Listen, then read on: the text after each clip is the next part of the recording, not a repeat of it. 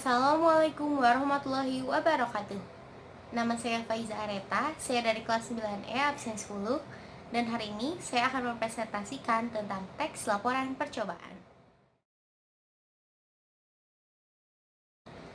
Teks laporan percobaan merupakan teks yang menceritakan tentang percobaan yang telah dilakukan.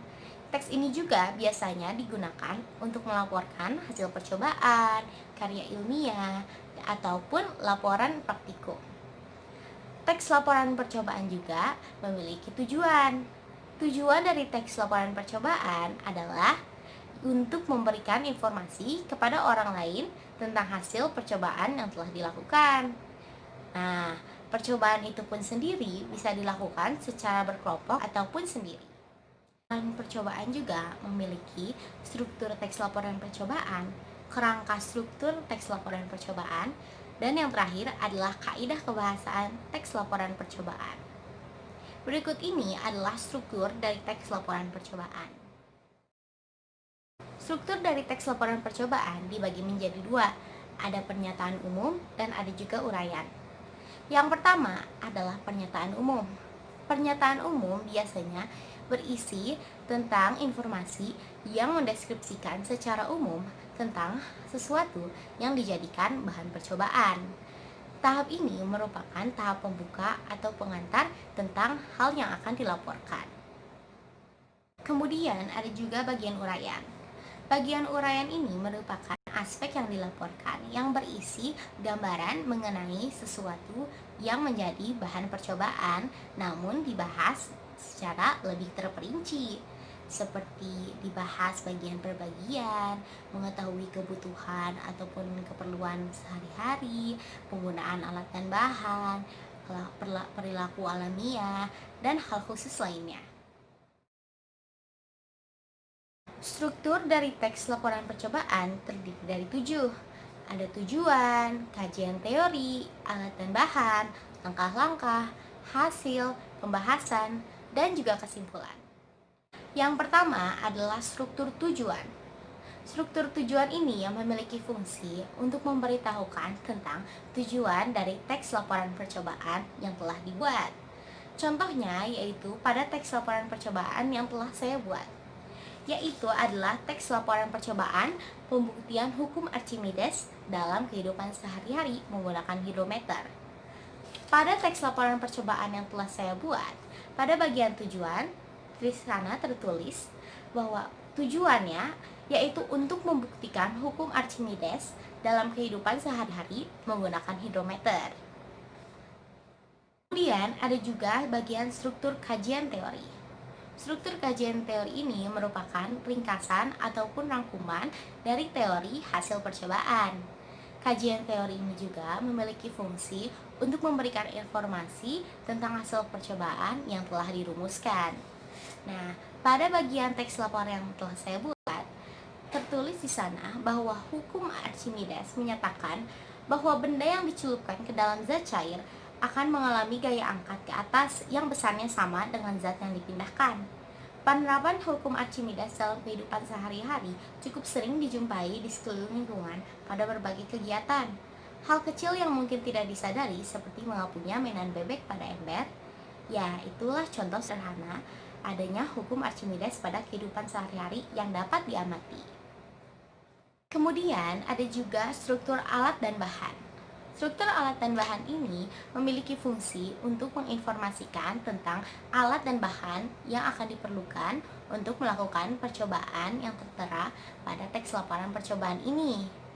Pada teks laporan yang saya buat, tertera bahwa alat dan bahan yang dibutuhkan untuk melakukan percobaan ini adalah hidrometer, tabung, dan zat cair.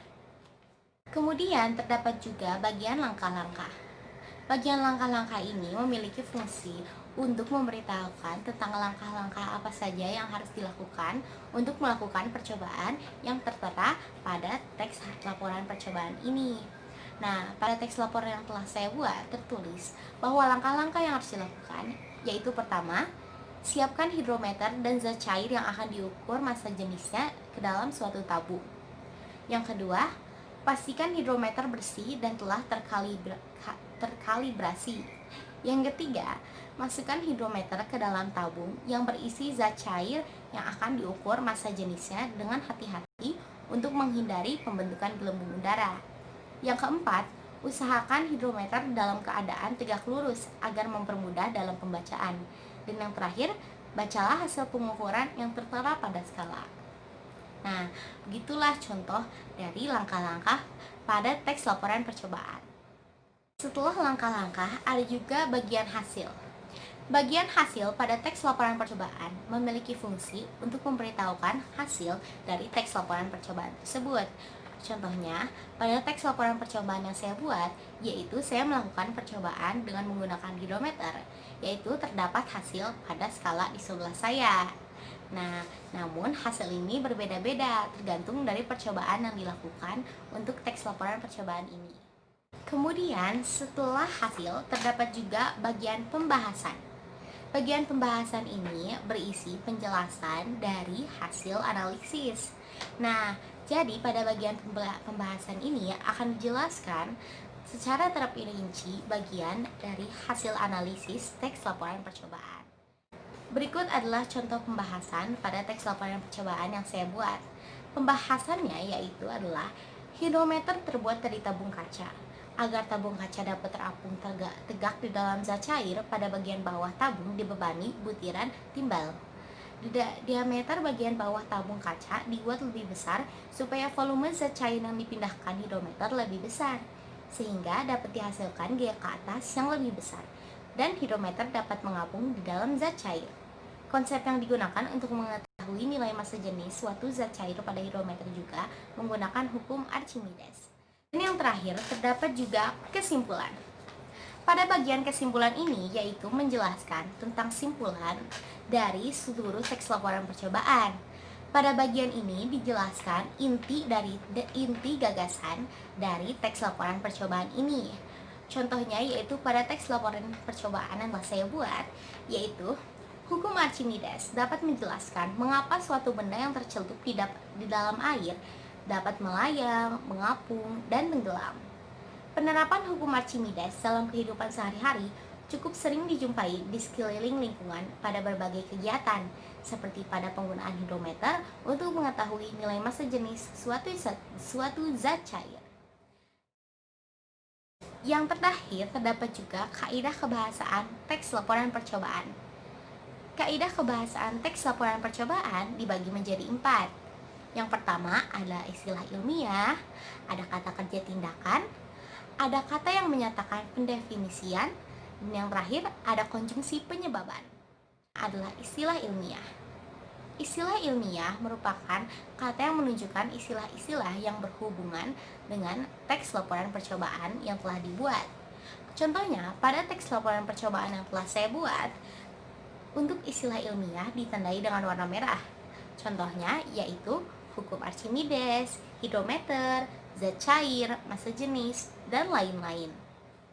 Kemudian yang kedua ada juga kata kerja tindakan.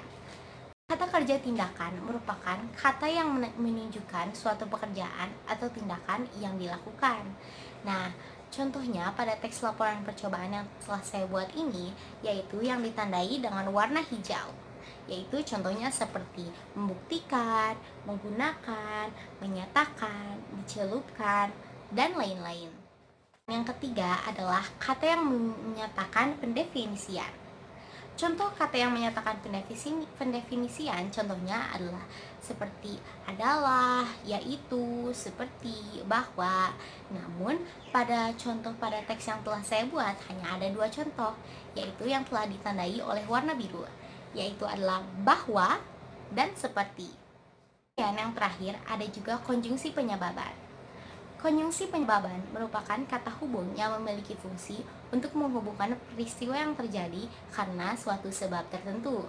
Contohnya pada teks laporan percobaan yang telah saya buat ini, contohnya adalah sehingga, agar, supaya, dan lain-lain. Nah, itulah seluruh bagian-bagian dari teks laporan percobaan, mulai dari struktur, kerangka struktur, dan juga kaidah kebahasaan.